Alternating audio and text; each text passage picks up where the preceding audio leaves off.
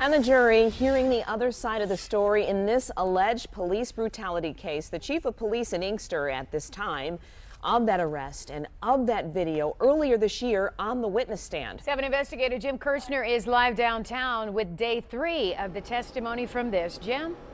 Yes, and this is a change in the phase of this case from the prosecution to the defense, and the first witness is key. But first, take a look inside the courtroom. On trial is former Inkster police officer Bill Melendez, charged with assault and misconduct in the arrest of Floyd Dent. Take a look at the video that we've all seen over and over. Dent is hit in the head 16 times by Melendez. Melendez says he was bitten on the arm before he punched.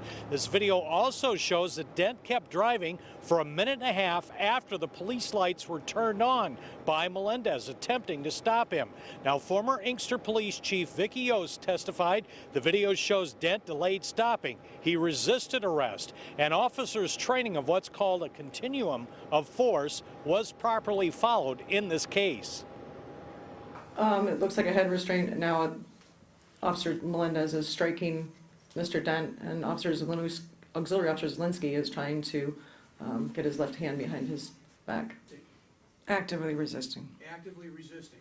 Why? Because it starts at passive, and then at the point that they are trying to thwart the officer's attempts at control or handcuffing, that would be active.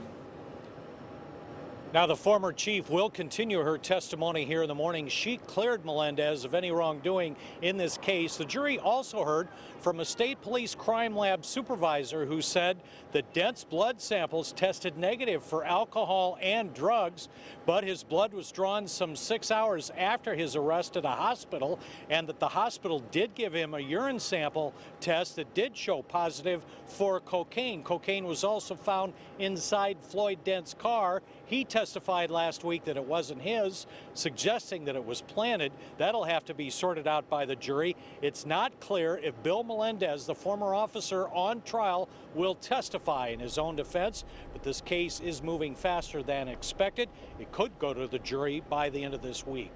Live downtown, Jim Kirchner, 7 Action News. All right, thank you much, Jim.